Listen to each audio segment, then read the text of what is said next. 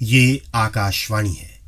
नाटकों के अखिल भारतीय कार्यक्रम में आज प्रस्तुत है भारत के स्वाधीनता संघर्ष से जुड़ी कुछ घटनाओं, व्यक्तित्वों और पत्रों पर केंद्रित विशेष नाटक वंदे मातरम। इस नाटक के लेखक और निर्देशक हैं विनोद कुमार। तो लीजिए सुनिए नाटक वंदे मातरम।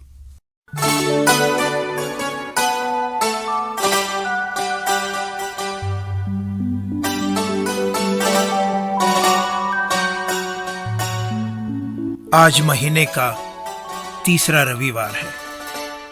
आज के दिन हम आपको हमेशा एक नाटक सुनवाते हैं, पर आज कुछ अलग ही तरह का नाटक सुनवाने का मन है। यह है अगस्त का महीना।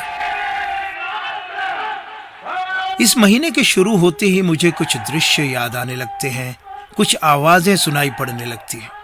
वो दृश्य, वो आवाजें जिन पर समय और विस्मृति की धूल का कोई प्रभाव नहीं पड़ता है। झांसी याद है आपको? वो देखिए, झांसी का किला।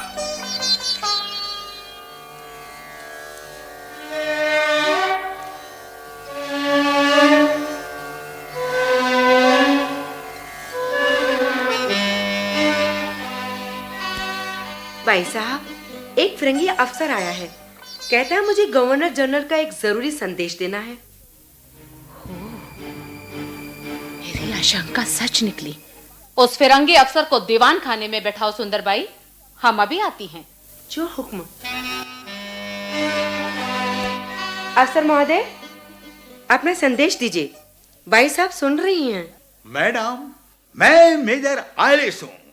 गवर्नर जनरल मालकन साहब ने आपने इस पत्र द्वारा आपको ये संदेश भेजा है। आपने बालक दामोदर राव को अपना दत्तक पुत्र घोषित करने की जो मांग की थी, उसे हमने नामंजूर कर दिया है। इसलिए 7 मार्च 1854 की आज्ञा के अनुसार झांसी का राज्य ब्रिटिश इलाके में मिला दिया गया है। इस रात की जनता अब अपने आप को ब्रिटिश सरकार के अधीन समझे। हस्ताक्षर गवर्नर जनरल मालकम। मैं इस परवाने को कतई नहीं मानती। मैं अपनी झांसी किसी भी शर्त पर नहीं दूंगी।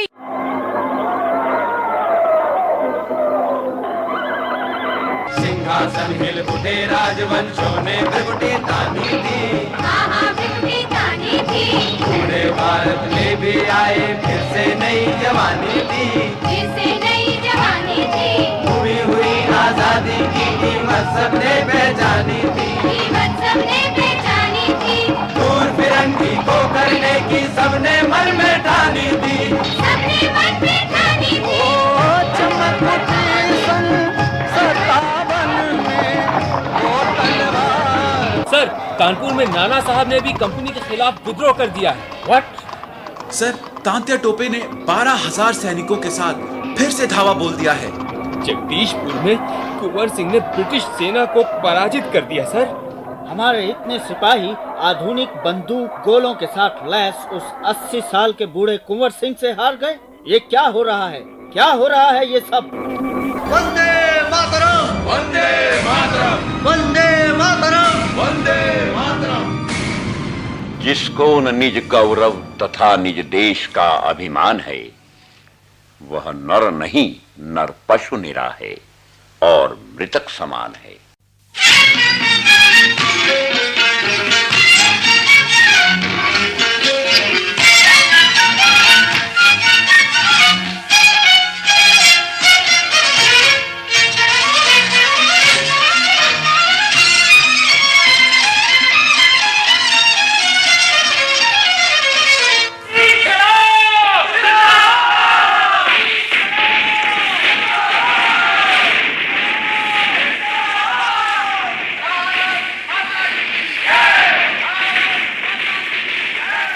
क्रांति की बाहों में गोलियां और प्राणों में परिवर्तन की पुकार होती है। ऐसी पुकारों और आवाजों से अक्सर इतिहास कांप कांप जाता है। सिंहासन थरथराने लगते हैं, सत्ता के मद में डूबे हुए दर्प घायल सर्प की भांति धूल पर रेंगने लगते हैं। धरती करवट बदलती है, अन्याय के पांव लड़खड़ाते हैं, पर क्रांति पुत्र ऐसे में भी अपने रास्ते नहीं बदलते।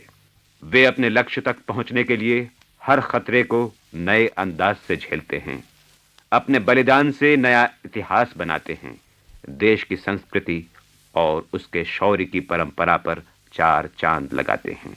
मौत को एक बार जब आना है तो डरना क्या है, हम सदा खेल ही समझा किए, मरना क्या है।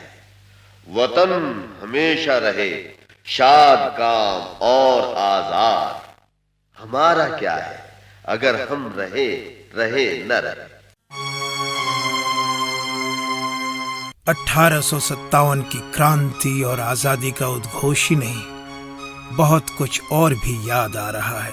1885 कांग्रेस की स्थापना, 1905 बंगाल का विभाजन और स्वदेशी आंदोलन, 1919 जलियांवाला बाग, 1925 काकोरी कांड, 1929 कांग्रेस का लाहौर अधिवेशन और पूर्ण स्वराज का संकल्प, 1930 दांडी यात्रा, 1942 भारत छोड़ो, 1943 आजाद हिंद फौज।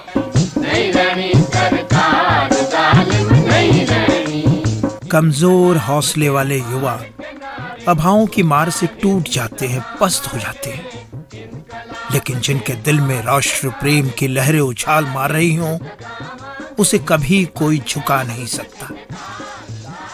सब कुछ किसी रील की तरह आंखों के सामने से गुजर रहा है।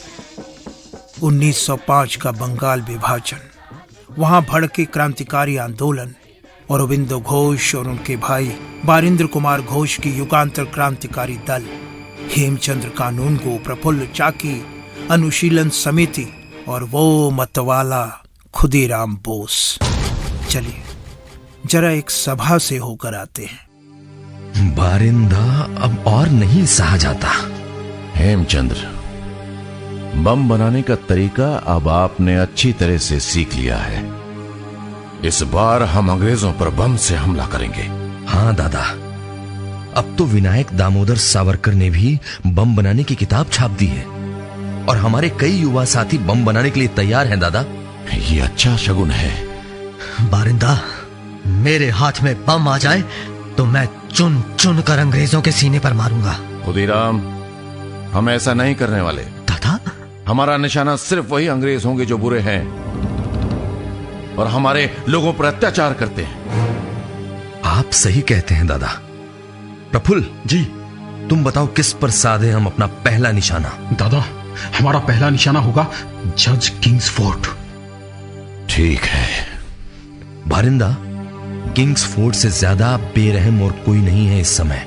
हिंदुस्तानियों की मामूली सी गलती पर उन्हें कठोर सजा देता है ये। हाँ दादा, थोड़े दिन पहले उसने हमारे साथी सुशील सेन को भी बड़ी बेरहमी से कोड़ों से पिटवाया था। दादा, आपको मालूम है सुशील सेन अभी सिर्फ 15 साल का है। कसूर क्या था मालूम है? एक पुलिस वाले को सुशील ने सिर्फ धक्का भर दिया था और इस बात के लिए उसे कोड़ों से पिटवाया। दादा, मैं छोड़ूंगा नहीं किंग्सफोर्ड को, नहीं छोड़ूंगा। उसे तो कुछ दिन पहले भी हम लोगों ने मारने की कोशिश की थी, पार्सल बम भेजकर, पर उसकी किस्मत अच्छी थी। हाँ, शायद उसकी किस्मत अच्छी थी। सुना है कि उसने पार्सल खोला ही नहीं था। पिछली बार वो जल्लाद बच निकला, पर हर बार उसकी किस्मत अच्छी ही हो ऐसा नहीं होगा। इस बार वो नहीं बचेगा दादा। इस बार हम उसे सामने से मारेंगे। बिल्कुल।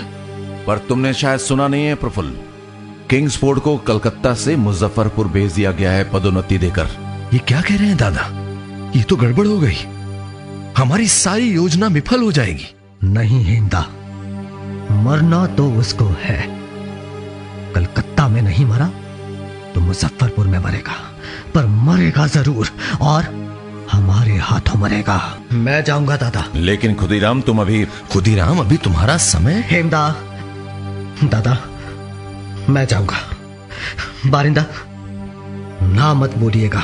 खुदीराम, तुम्हें अंदाजा भी है कि इसमें कितना खतरा है? खतरा? मैं देश के लिए, देश की आजादी के लिए कुछ भी करने को निकला हूं दादा। अगर खतरा है भी तो मुझे चिंता नहीं है। खुदीराम, अभी तुम्हारी उम्र बहुत छोटी है। उम्र से इसका क्या लेना देना? हेमचंद्र दादा, आप बारिंदा को बताइए ना। 14 साल का था जब मैंने पुलिस थाने के सामने एक पुलिस वाले की नाक तोड़ दी थी। बताइए ना हिंदा, वंदे मातरम के पर्चे बांटे हैं मैंने, सोनार बांग्ला की पुस्तिकाएं बांटी हैं। मैं डरता नहीं दादा, सच कहता हूं, कभी नहीं डरा। बारिंदा, मैं मारूंगा किंग्सफोर्ड को, मैं जाऊंगा चाकीदा के साथ। बारिंदा, ये सही कह रहा है। जानता हूं, पूरा बंगाल जानता है। बारिंदा, जब मैं स्कूल में इसे पढ़ाया करता था तब भी ये मुझसे अंग्रेजों को मारने के लिए रिवॉल्वर मांगा करता था। ये तो पैदा ही हुआ है क्रांति के लिए दादा। तो फिर ठीक है, लेकिन कोई गड़बड़ नहीं होनी चाहिए। नहीं होगी दादा, बिल्कुल नहीं होगी। भारत माता की जय! भारत माता की जय! वंदे मातरम! वंदे मातरम! वंदे मातरम! वंदे मातरम! नियति अपना योद्धा स्वयं चुनती है और समय आ पहुंचा।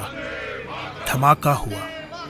8 जून 1908 को उन्हें पकड़कर अदालत में पेश किया गया और 13 जुलाई को उन्हें फांसी की सजा सुनाई गई।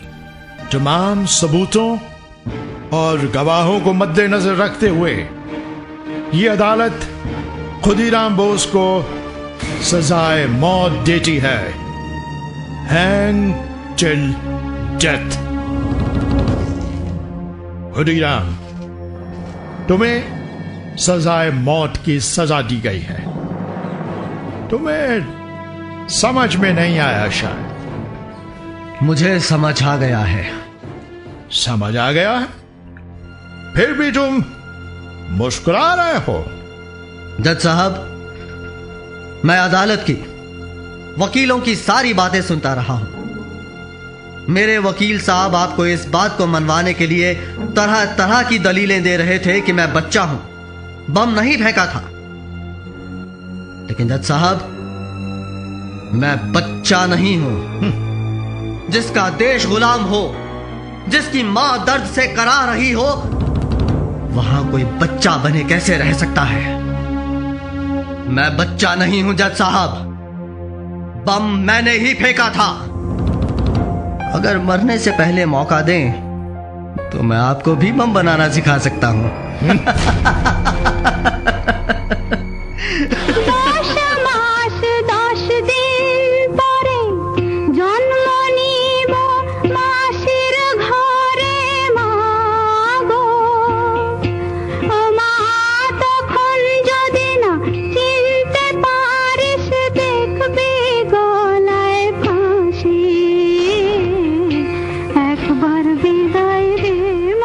क्रांतिकारी ऊधम सिंह को भूले तो नहीं होंगे आप। ऊधम सिंह 19 वर्ष के होंगे जब फांसी को गले लगाया था। मुझे कोई फिक्र नहीं है, ना मरने का कोई अफसोस है। क्या फायदा है कि आप बुढ़ापे तक मौत का इंतजार करें। मौत को तब गले लगाएं जब आप जवान हो, तब तो इसका कोई मजा है। यही है जो मैं कर रहा हूं। मैं अपने देश के लिए अपनी जान दे रहा हूं।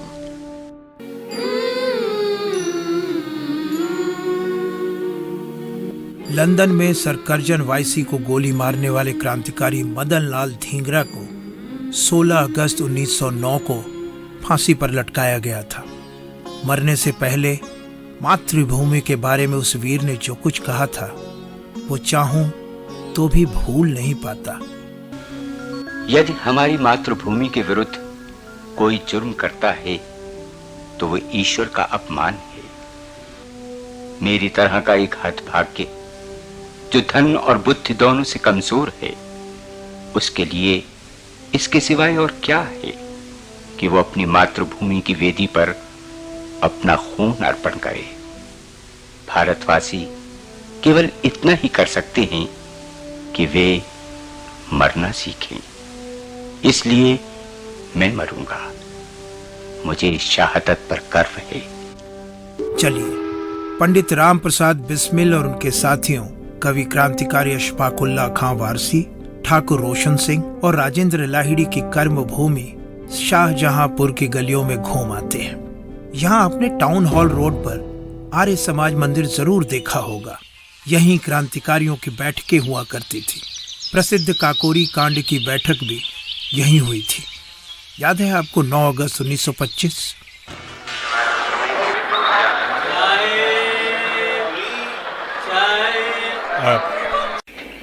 लो बिस्मिल। आ गया काकोरी स्टेशन। हाँ आजाद भाई।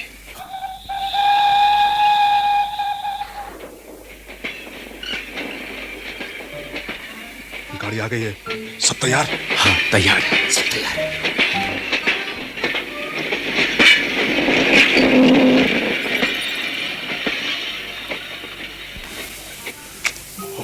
खड़े क्यों हो यार? चलो चलो जल्दी चलो, देखते क्या हो। चलो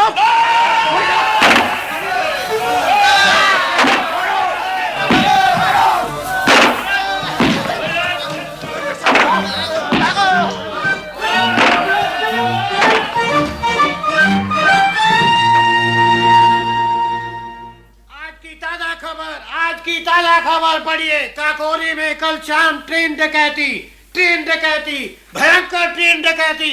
पूरी ट्रेन लूट ली, सरकारी खजाना लूट लिया। पढ़िए, लुटेरे फरार।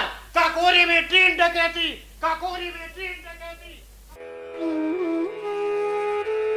और इसके बाद शुरू हुआ था गिरफ्तारियों का सिलसिला। 26 सितंबर 1925 की रात देश भर से कुल 40 युवकों को गिरफ्तार किया गया। चंद्रशेखर आजाद के अलावा बिस्मिल के सभी क्रांतिकारी साथी एक के बाद एक पुलिस की गिरफ्त में आ गए। मुकदमा चला, कुछ छूट गए, कुछ को लंबी सजा हुई। बिस्मिल, अशफाक, ठाकुर रोशन सिंह और राजेंद्र लाहिड़ी को फांसी की सजा सुनाई गई। पंडित जी, अशफाक, पंडित जी।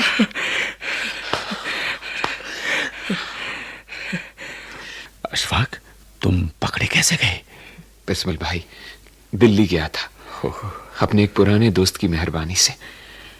दिल्ली जेल से रात को दीवार फांद कर निकल भागने का पुख्ता इंतजाम कर लिया गया था। अच्छा। पर उसी शाम बदकिस्मती से पुलिस मुझे लखनऊ ले आई। फांसी की सजा मिली होगी। अब इससे कम मिलती बिस्मिल भाई तो क्या अपनी तौहीन नहीं होती। अच्छा अशफाक, अब अगले जन्म में ही होगी मुलाकात। पंडित जी, परसों तुम्हें फैजाबाद जेल ले जा रहे हैं शायद, और मुझे गोरखपुर। कितना अच्छा होता हमें साथ साथ फांसी पर लटकाया जाता। आमीन। पर हाँ, हम रहें या ना रहें, आजादी का हमारा सपना एक दिन अवश्य सच होगा। जी पंडित जी।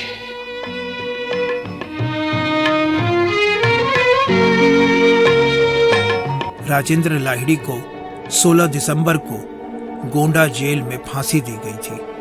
14 दिसंबर को उन्होंने अपने साथियों को एक पत्र लिखा था। मालूम है उसमें क्या लिखा था? मैं तो समझता हूं हमारी मृत्यु व्यर्थ नहीं जाएगी। जब तक कि तन में जान, रगों में लहू रहे, तेरा ही जिक्र या तेरी ही जुस्तजू रहे, मालिक तेरी रजा रहे और तू ही तू रहे।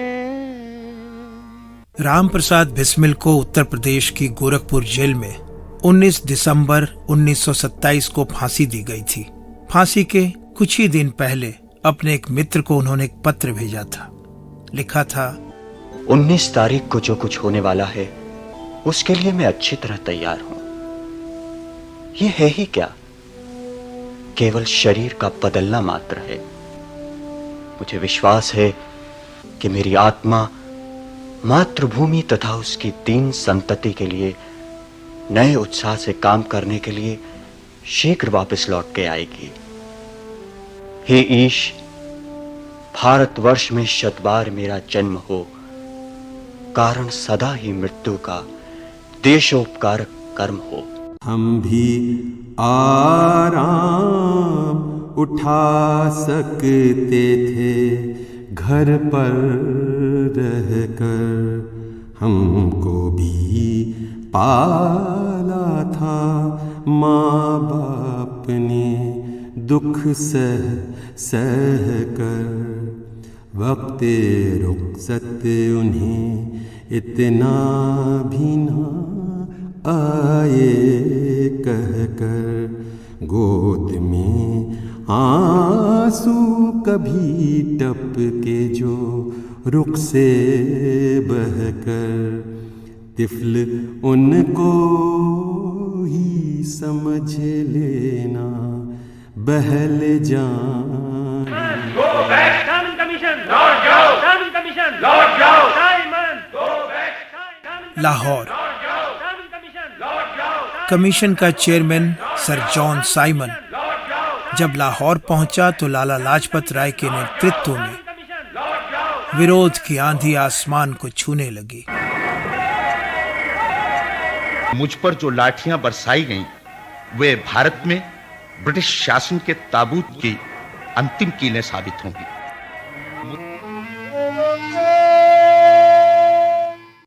17 नवंबर 1928 लाला लाजपत राय चल बसे।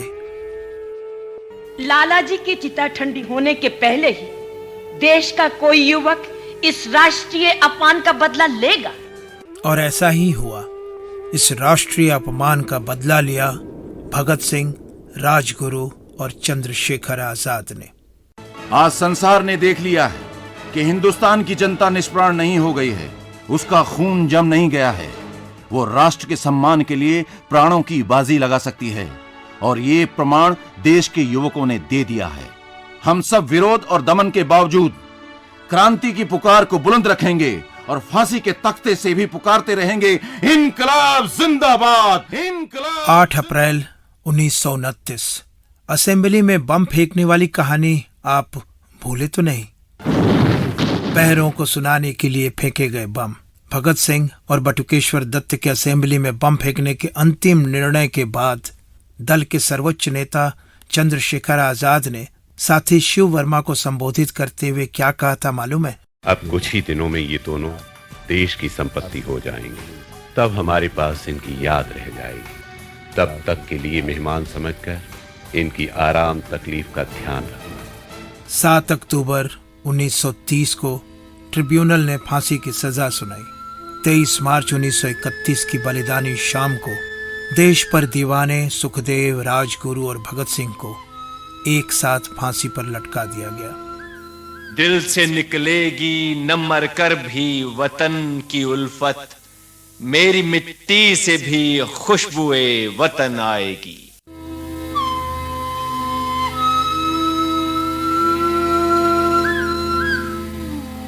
27 फरवरी 1931 इलाहाबाद का अल्फ्रेड पार्क, कौन भूल सकता है?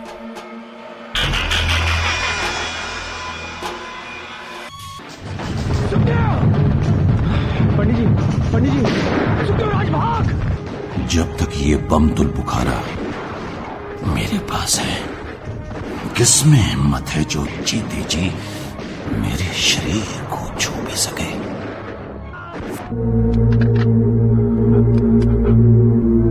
क्षमा करना मेरी माँ, बस इतनी सेवा कर सका। वंदे मातरम। क्रांति दूत आजाद अपनी अंतिम सांस तक लड़ते रहे। आजादी का परवाना चला गया। दुश्मनों की गोलियों से नहीं डरेंगे, आजाद रहे हैं, आजाद ही रहेंगे।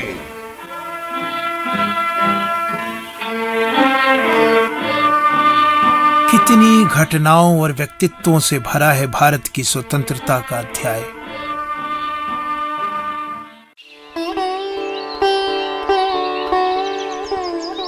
जब से यहाँ रत्नागिरी आए हैं सुबह से शाम तक मिलने वालों का तांता लगा रहता है। लीजिए पानी पीजिए। लाओ, ये लो। जी, आप कौन हैं?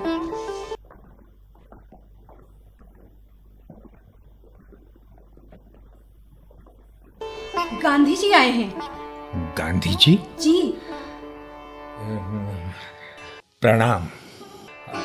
सावरकर, ये मेरी धर्मपत्नी यमुना बाई हैं। प्रणाम। खुश रहो। हमारा सौभाग्य है कि आप यहाँ आए। मैं जलपान की व्यवस्था करती हूँ। विराजिए, आपने क्यों कष्ट किया? इसमें कष्ट कैसा? आपने जो कष्ट भोगा है उसके सामने मेरा कष्ट कुछ भी नहीं है। इधर आया हुआ था, सोचा कि अपने वीर सावरकर से भी भेंट की जाए। कारागार से मुक्ति के लिए आपने पत्र लिखा था, उसके लिए धन्यवाद। मुझे तो लगा था कि आप मुझे भूल गए होंगे। नहीं नहीं, सब याद है। विजयदशमी के दिन लंदन में मिला था। जी जी। आपकी ऊर्जा, अपने देश के प्रति प्यार, विभिन्न विषयों पर आपका दृष्टिकोण और आपकी स्पष्टवादिता से मैं बहुत प्रभावित हुआ था। मैंने एक लेख भी लिखा था। जी, यंग इंडिया में छपे आपके लेख को पढ़ा था मैंने। आजकल क्या दिनचर्या है? हिंदू समाज में व्याप्त असमानता और छूत अछूत से बहुत दुखी हूं।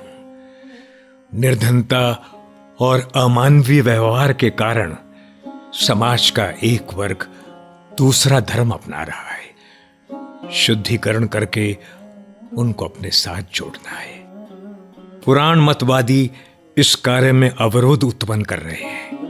यही हठी और दकियानूस लोग अपने भाइयों को मंदिर में प्रवेश करने से रोक रहे हैं। अपने ही कुछ लोगों की वजह से हम संगठित नहीं हो पा रहे हैं। देश में एकात्म नहीं हो पा रहा है।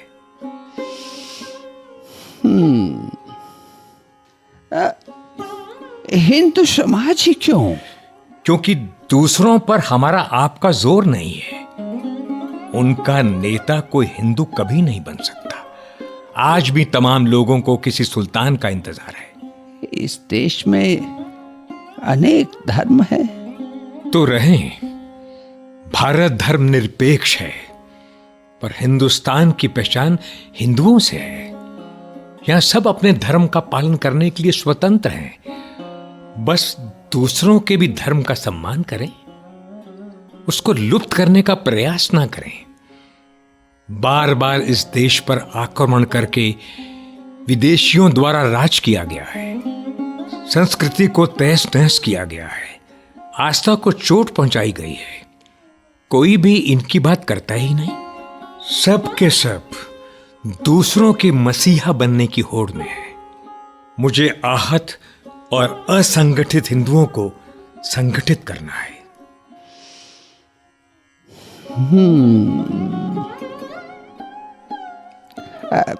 ठीक है, ठीक है। और आप क्या कर रहे हैं? लोगों को चरखा जलाने के लिए प्रेरित कर रहा हूं। हस्तकरघा से स्वदेशी को प्रोत्साहन मिलेगा। लघु कुटीर से लोग आत्मनिर्भर होंगे। आत्मनिर्भर होने के साथ साथ हमें आत्मरक्षा पर भी बल देना चाहिए। युवकों को सेना में भर्ती होना चाहिए। नहीं, हिंसा में मेरा विश्वास नहीं है। आत्मरक्षा हर व्यक्ति का धर्म है। हिंसक जीव के सामने अहिंसावादी बनना बेवकूफी है। कुछ भी हो, अहिंसा हमारा परम धर्म है। गांधी जी, ये आदर्शवादिता व्यवहारिक नहीं है। कल कोई आक्रमणकारी तोप गोले और सैन्य बल के साथ हमारी सीमा में प्रवेश करेगा तो क्या हम अहिंसावादी उसका सामना चरखे से करेंगे? करेंगे, करेंगे। संभव है कि हमारे सदाचरण से उसके विचार में परिवर्तन आ जाए। ऐसा होता तो किसी भी देश को सेना रखने की आवश्यकता नहीं होती। हृदय परिवर्तन के लिए सर्वप्रथम सामने वाले में हृदय होना चाहिए। गांधी जी, अब आप साधारण मनुष्य नहीं हैं, जनमानस के लिए महात्मा हैं आप।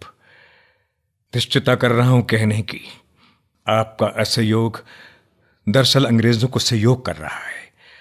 पद उपाधि छोड़ने से सरकार का क्या बिगड़ने वाला है? भारतीय युवकों को सेना का बहिष्कार करने के लिए कह रहे हैं। 1857 की क्रांति में यही भारतीय सैनिकों ने अपनी आहुति दी थी।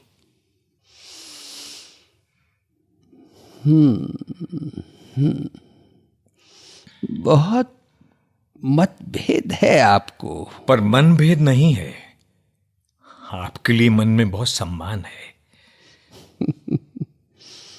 तो राजनीति में कब आ रहे हैं? मैं एक असफल राजनीतिज्ञ हूं। क्यों? राजनीतिज्ञ जो सोचते हैं वो बोलते नहीं, और जो बोलते हैं वो सोचते नहीं। और आप? जो सोचते हैं वही बोलते हैं। चेहरे पर मुखौटे के पक्ष में नहीं हूं मैं। बुरा लगता है।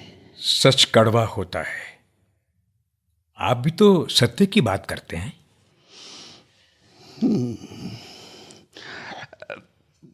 अब चलना चाहिए। आप आए, अच्छा लगा। गांधी जी, मतभेद अपनी जगह, आपकी और मेरी धारा अलग हो सकती है। अंत में हम एक बिंदु पर आके मिलते ही हैं। उस बिंदु का नाम है स्वतंत्रता, आजादी। प्रणाम। प्रणाम। परिवार सहित खुश रहो। श्री महान मंगले शिवास्पदे शुभदे स्वतंत्रते भगवति त्वामहं यशोयुतां वन्दे। हमारे देश की स्वाधीनता का इतिहास त्याग, बलिदान और सर्वस्व न्यौछावर करने की प्रेरणा देने वाले अनगिनत व्यक्तित्वों और घटनाओं का इतिहास है। जमाना बदल गया है, हम सब बदल गए हैं, लेकिन देश पीछे नहीं छूटना चाहिए, कभी नहीं। जब भी कभी किसी क्रांतिकारी की याद आए तो एक बार जरूर कहिएगा, वंदे मातरम। जयोस्तुते श्री महान मंगले शिवास्पदे शुभदे स्वतंत्रते भगवति त्वामहं यशोयुतां वन्दे यशोयुतां वन्दे। वंदे मातरम। अभी आप विनोद कुमार का लिखा ये नाटक सुन रहे थे।